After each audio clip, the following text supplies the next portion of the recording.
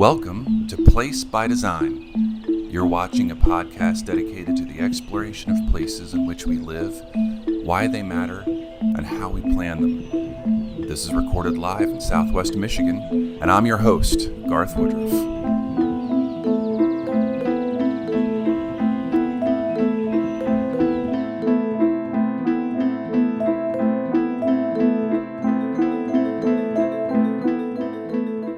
Morning, guys, and welcome back to Place by Design. Last week, we talked to Mark and spent some time discussing a handful of things, mainly creative work and how that is reacting to the current pandemic and the ability to deliver that online. I cut it short because he and I moved into placemaking, which is one of the cornerstones of this particular podcast. And it had me thinking a little bit this week. And it was reminding me of the last economic downturn and the fact that during that downturn in the summer, a buddy of mine and I decided to pick up a side gig to deliver a sailboat from Norfolk, Virginia to England. And we had our struggles going up the East Coast. It was a junky boat, 36-foot S&S, which is a great boat, but it was old, leaky, and was bought by a Swedish guy, Sverker, and he wanted to flip it over in Europe for a profit. And so we struggled our way up the coast. And at one point, we pop into Newfoundland, probably about 4 weeks into it. We stop into Newfoundland just to make into St. John's to make a few repairs. We were getting beat up the whole time. The storms were just trouncing us. And the trick is when you're delivering a small boat like that across the Atlantic is the icebergs have a tendency to melt in the spring and come down and flood into the North Atlantic. They stop doing that once things warm up enough, somewhere around June, early July. And at the same time, there's at the base of the Atlantic, there's hurricanes coming up, which start around the end of July. And the goal is to get yourself up there and then launch yourself over toward Europe before after the icebergs have kind of stopped their migration and before the storms kick in for the summer. So we were in St. John's for like maybe 24 hours because we were hitting the window and we wanted to get across there. The storms were just raging. None of the fishing boats were out. None of the ice observatory boats were out or water collection boats were out or anything like that. And we launch ourselves off into the Atlantic Ocean and we just get the crap beat out of us for it. And we came into St. John's getting the crap beat out of us. So at that point in our delivery, it was kind of work as usual. And after a couple of days, it kind of warms up a little bit. We dry out, we dry our clothes out. It's freezing. I mean, here it is July and you're in long johns, foul weather gear, multiple layers, gloves, and you're shaking, the wind and the storms. It's just ridiculous. But then you get this high that comes through and that slows down and you motor a little bit and it calms down a little bit and everybody warms up and everybody's spirits lift. And it's just my buddy and I. And we were probably a couple of weeks into the delivery. The high was about to come to an end. We knew that there was another low that was going to come through, and we get an email from our weather router. That is ominous, right? He's every day for about 10 to 15 seconds, we turn the sat phone on, and it's connected to our computer, and it would batch these emails in a very small data content file, and shoot them out, and collect new emails in for 15 seconds, and it turns off, right? And he sends this email, and if his job is to say, hey, there's a storm in Montana that's going to hit Ohio today, and it's going to be on the coast tomorrow, and you're going to start to see winds out of the south at 33 miles an hour, and then you should probably go over here to try to either take advantage of or avoid or whatever these weather patterns that are marching across the Atlantic. And his email reads something along the lines, and I'm sure his email was completely loving and caring and knowledge content. But when I was done reading it, all I could really hear was, "You're going to die," right? There's a storm coming across that was going at 20 miles an hour. I thought you were going to be in England by the time it actually got out there. Once it hit the coast, it went from moving at 20 miles an hour to 60 miles an hour. And now, instead of you beating it to England, it's going to beat you to England. And it'll probably catch up to you right about where the continental shelf to Ireland and England starts, right? And so that you've got deep ocean, the continental shelf is a layer of land that comes off the land masses. And when wind and waves hit that continental shelf, they get really sharp and steep and angry. And there is a goodly number of shipwrecks in that area for those reasons. And he said, you're basically going to get trounced. You really need to like buckle down, hurry it up, batten down the hatchets. I remember him saying that like we were in some like 1920s movie with starring, Bing Crosby or something like that. You got to button down the hatchets, except for the fact that he was being for real. He's like, pray if you pray, call your family if you call your family. Literally, these were the things he's saying. You need to put the boat in order and get it as in good a shape as possible and get things stowed. You need to make sure that it's not going to leak water, and you need to sail as fast as you possibly can, which was still only 6 or 7 knots, right? So we had 5 days out, but within 2 or 3 days out, we're going to hit the spot, and there was no place we could go. Ships are coming through in the middle of the night because we're in the shipping lanes every like 24 hours. At one point, we have to radio one to make sure they don't run us over, but they're moving at like 20, 30 knots, right? What makes this relevant is this. I keep seeing in the news or on Facebook the commentary that says we're all in the same boat, right? Or it's April, middle of April in 2020, and we're in the middle of this pandemic that's surreal. It's like we're living through a movie, but we can get through this. We're all in the same boat. And I call bullcrap because we're not all in the same boat. We are all in the same storm. And there's a lot of us that are in way different boats. Matter of fact, we're in the same storm, but some of our boats are in different parts of the ocean altogether. Everybody's getting through this in a completely different way. And yes, we'll get through it together. I get that positive commentary. But there are some of us that are way more comfortable and much better off in this storm than there are others. And I'm sympathetic to that because I feel very grateful for where I am currently in this storm. And I know that there's probably some people around me that are in a different boat. And I've been in a boat where we thought we were going to die, and it was dire, and there's promises being made to God, and there's all sorts of things that are happening that don't happen on your day-to-day routine. And there's anxiety and feelings that you can't explain to anybody ever when you're that close to death. There's just things that happen inside of your soul that there's probably happening to neighbors of mine, which breaks my heart. And I think it's important for us to be sympathetic to that, and important for us to be realistic to the fact that everybody's in a different boat. What does that have to do with place? Well, the boat is our place. And right now we're all starting to see how place shapes our lives differently, how we engage differently. We have kids around, parents around more than we expected or normally used to. Our privacy's being challenged. And we're starting to look at our place in a completely different way. We're looking at our place through a new set of eyes and a new experience.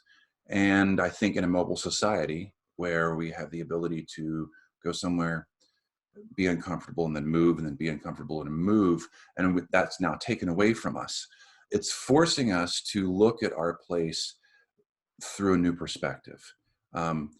We're looking at it now as to whether or not it is beautiful and when we identify with it, and whether or not it supports and secures us, which we call ethic in academia, or if there's loved ones and their family and there's security. Some of you are probably going through spiritual experiences within your place. And as we talk and learn about place, or as I talk and learn about place, and as we talk to Mark in the next segment, I feel or hope that this journey that I'm on within studying place, whether I'm studying place within the context of our country or our state or our county or our town,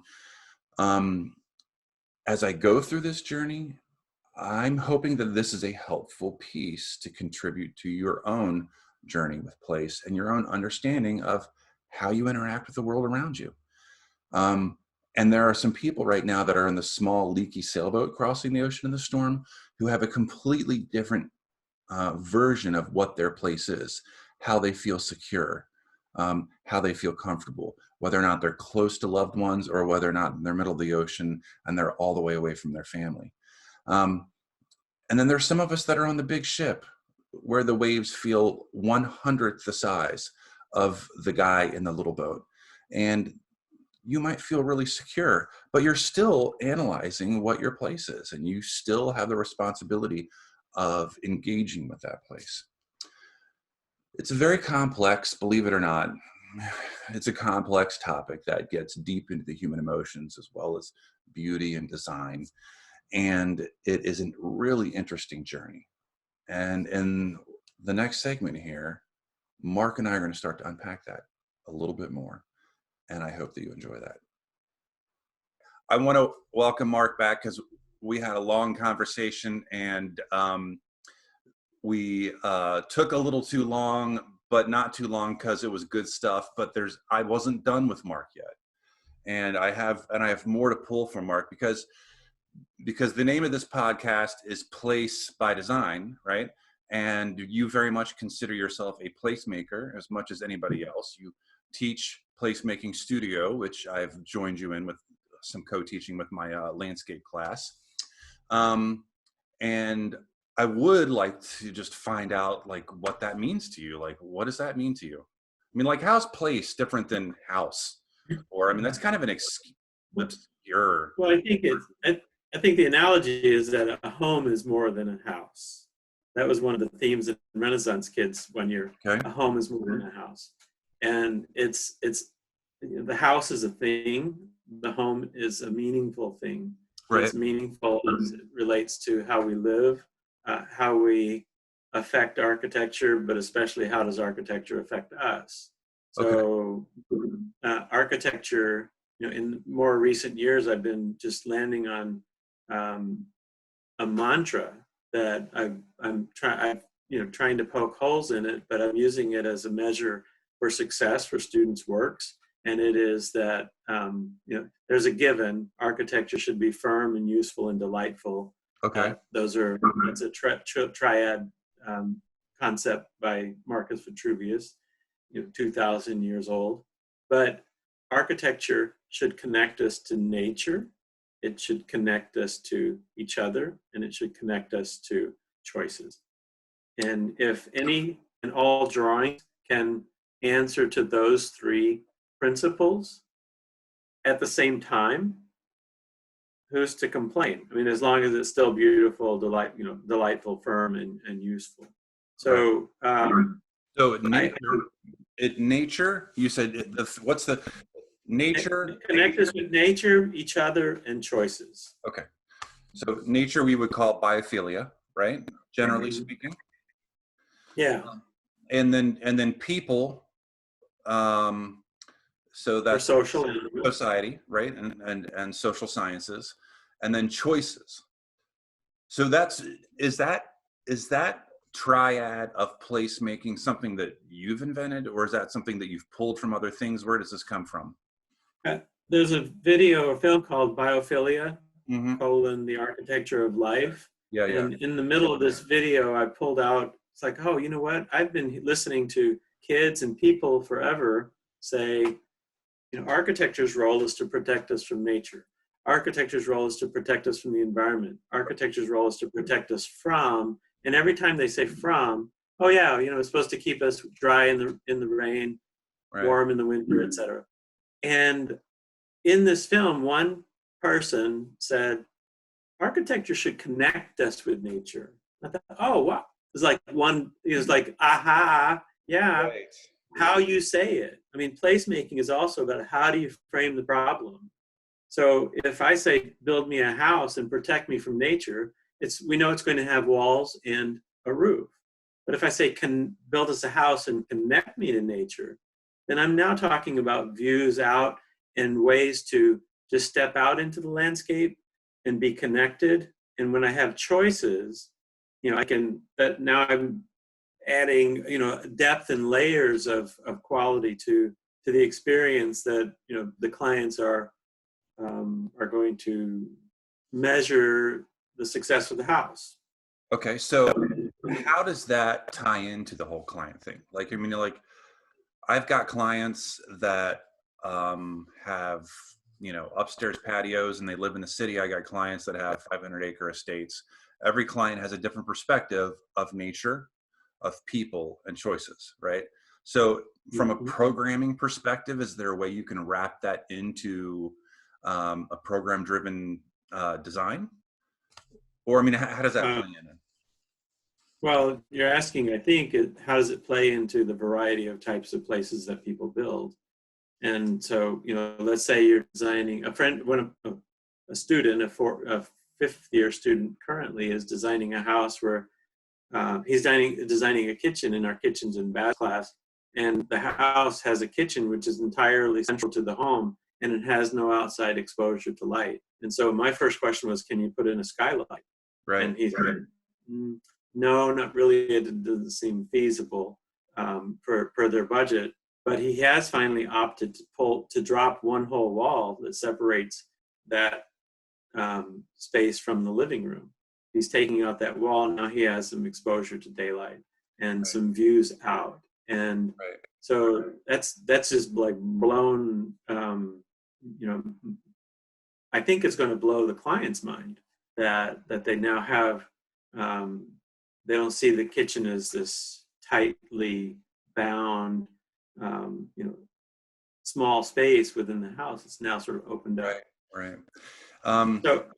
So it's a matter of exposing people to natural light, exposing people to music. Might even be bringing plants indoors. So if you can't connect people to the outside, then you create an interior.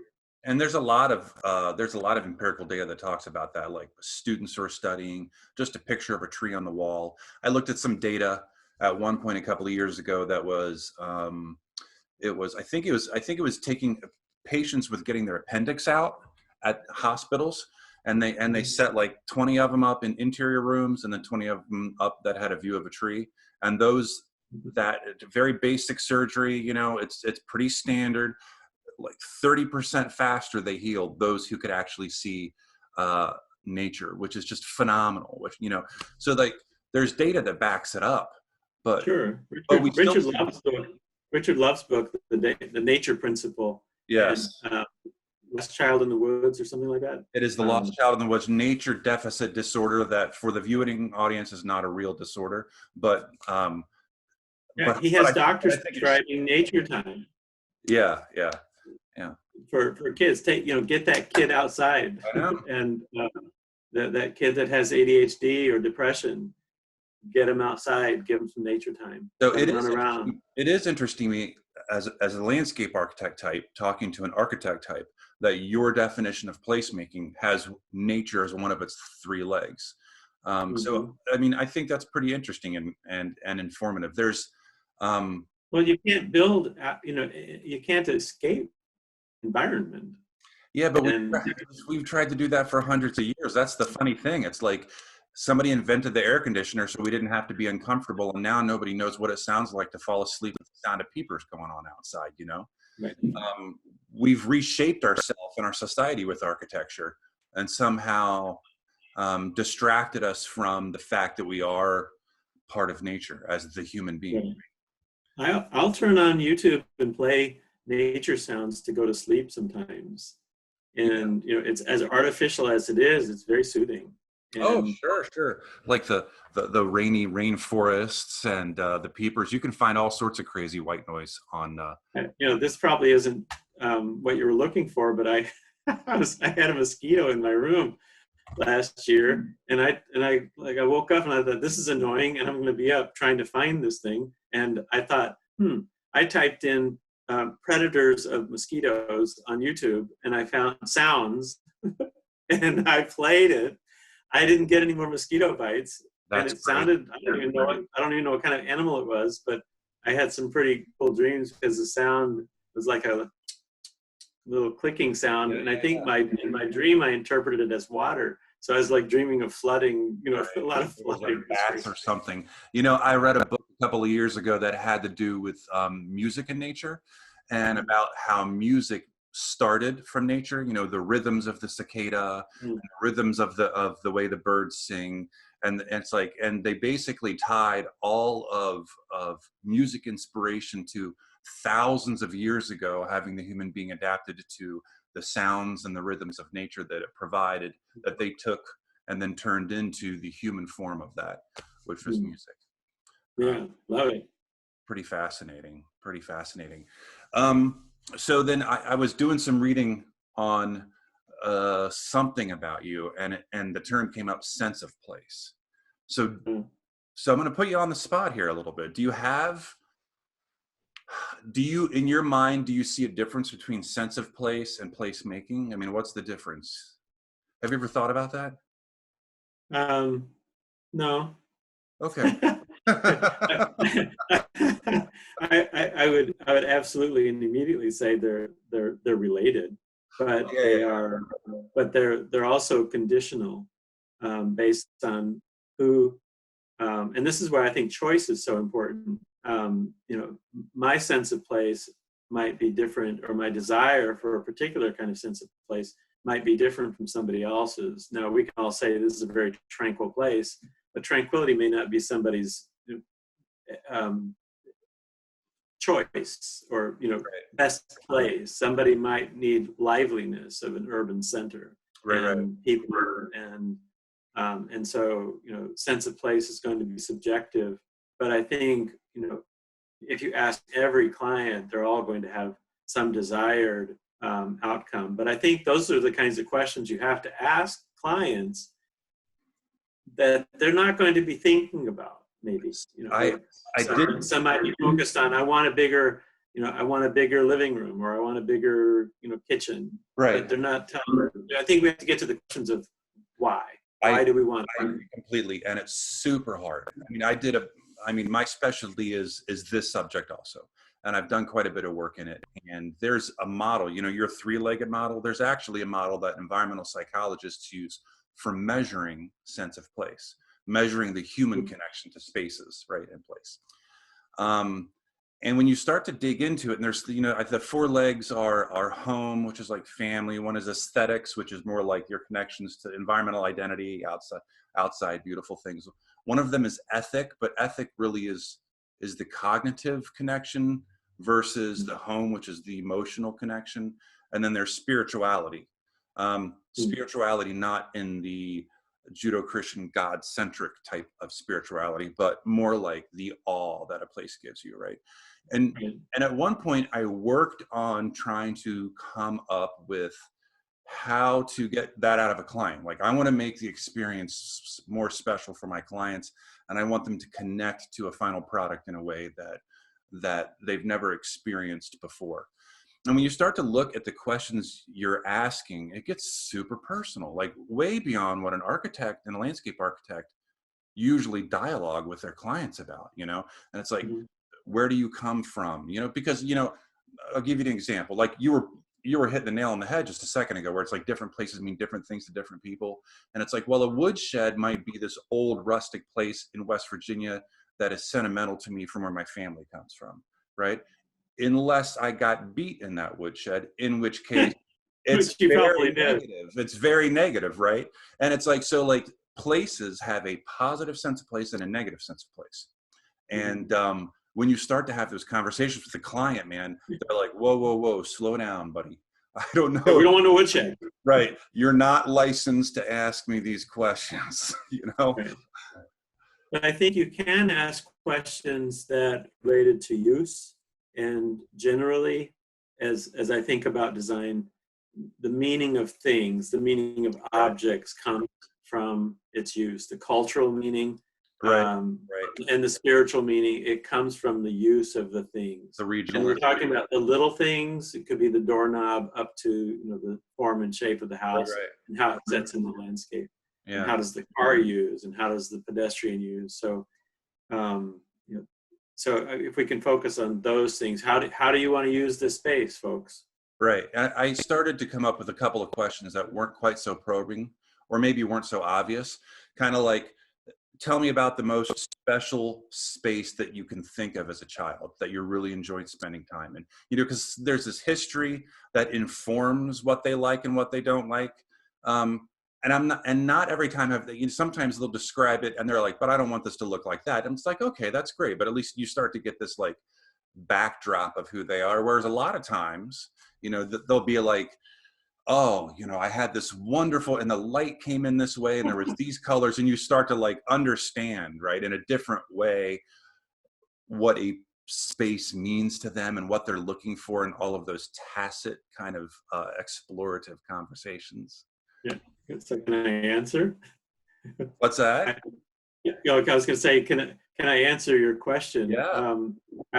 There's an essay in a book called Remembrance and the Design of Place by Francis Downing. And Yes. I think you can probably discern from that an answer to your question, or at least a response. I did an exploration of my childhood porch on my house. It was a suburban ranch house. Yeah. It originally was like 12 or 1,300 square feet, 6 kids. My mom and dad, you know, were expecting the 7th child, so they were going to add 400 or 500 square feet of space. So ultimately, they had all this extra space, and they ended up having another child. So we had 8 kids in a very small house, relatively speaking. But I did an exploration of what this porch meant to me, and we don't have the time to go into it, but there was a revelation that all of my memories where I explored the meaning of that porch, I was alone, and really? I had this revelation. Like I went into a kind of a lucid dream kind of exploration of this place, and when I went to reach, I wasn't physically there, but I was mentally, I was there. It was like a dream. Yeah. Right. And I reached for the doorknob, and I couldn't bring myself to open it. And it took me actually 2 years to explore this. Frances was a little frustrated because she was saying, like, look, it's a 10-minute exercise. Just do the exercise. And the essay, and then there was a drawing attached to her request for contribution to this book. And I realized after finally analyzing it, oh my gosh, as soon as you open the door of your childhood home, you cease to be an individual. And so all of my explorations I was alone. And it took me to really physically and think about it analytically.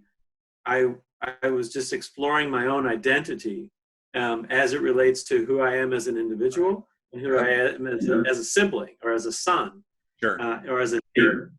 And it was pretty interesting. It was for me an important exploration in architecture if I'm going to be a placemaking professor. Absolutely. As a porch, it was again a very simple, very house, but it was home. It's a very meaningful place, and it goes back to that idea of how do you use how I use the porch. I now use it in my memory. Right. And so, I used it as a child. I use it with my siblings. But what was most meaningful and what I pulled out of that as a person was what it meant to my identity. That's fascinating. So identity is part of the leg on this placement measure. Identity is the aesthetic side of it. You very often have an aesthetic identity. But anyway, I need to share that with you at some point. Okay. We could talk about this forever, but I think we could. I think we actually could. I kind of feel like we should talk about it in a little bit more professional, professorial setting, because I've got some fascinating stuff that I've been pulling up from some empirical articles, and it's where I get myself lost in that topic. Like that's like I try to get my students to unpack what passion means for them, right? And they can never do it. And finally, I have to answer the question. All right, when you forget to poop or eat, whatever you're doing your passion, right? That's when you're doing your passion, when you forget to like fulfill some of those necessary needs in your life. This is that topic where all of a sudden lunch has come and gone, and I and it's 2 or 3 in the afternoon, and I'm still digging through some papers and writing some notes down. And we need to get together again and talk about this, maybe outside somewhere where we can like look at different places. What do you think about that? Love it. All right. Well, listen, thanks for coming again today. You are now a 2-week famous podcast person. Well, I hope that was as entertaining for you as it was for me, because I did enjoy that conversation. I think I will be coming back to him again to expand on it, which brings me to a point. I've been informed that maybe my podcast is a little bit boring. And my response to that is yes. This podcast will not have mud tires or drama of reality TV with people screaming at each other and ripping each other's hair out. And I'm doing that on purpose. We sat down and we had a conversation about what names could we use. Well, it could be Design Addict. It could be From Fairlead. It could be Garth's Place or Garth's Space, which turned into G-Spot, which my wife and I took a great deal of laughter out of while my boys vomited in their own shirts, which we then moved on to all the other options that my name could be, and we circled back around to Place by Design. Because I don't want to sensationalize. We can sensationalize on the news. You get sensationalism everywhere. What I want to do is I want to give you fair, educated, informed information. The more we nurture the sensationalization of topics, the more we're going to have conversations about fake news. This is not fake. This is not reality. Wait a minute. This is reality. And now all of a sudden we're going to war with truth. And from here, I hope that you get truth. I hope you do enjoy yourself. And I do hope that you remember what boat you're in this storm, and be caring of the people around you. If you're interested in Renaissance Kids or know somebody who might be interested, I encourage you to go to andrews.edu/renkids to find out more about Mark and his programs. Thank you for watching another episode of Place by Design. I'd like to thank my team at Rootbound for their continued support. Of course, we also thank our generous guests that join us on the edge of the lake. Please share if you enjoyed yourself and plan to come back for more. And don't go away mad. Just go away.